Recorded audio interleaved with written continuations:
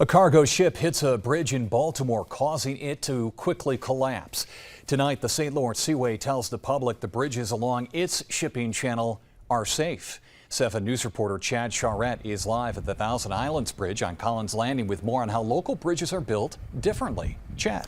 Jeff, following this morning's incident in Baltimore, the St. Lawrence Seaway Management Corporation issued a statement assuring the public something similar won't happen here, and other local officials are backing that up. You can see it here, a container ship striking a support and taking down Baltimore's Francis Scott Key Bridge. It prompted the St. Lawrence Seaway Management Corporation to issue a statement this morning saying it wants to reassure the public that bridge design and robust physical protections safeguard all structures along the marine corridor.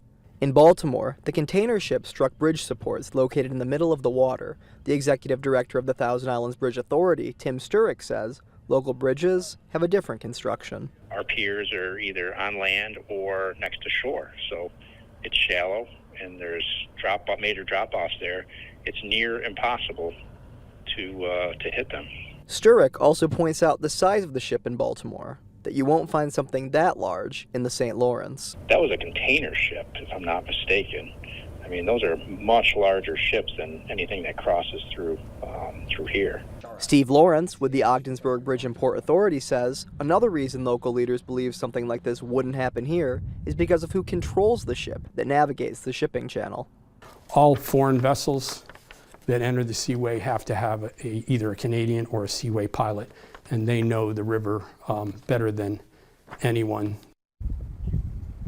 As for the situation in Baltimore, 6 construction workers who are working to repair potholes on the bridge remain missing, and local authorities have expressed their condolences to families. Jeff? Chad Charette on Collins Landing by the TI Bridge tonight. Thank you.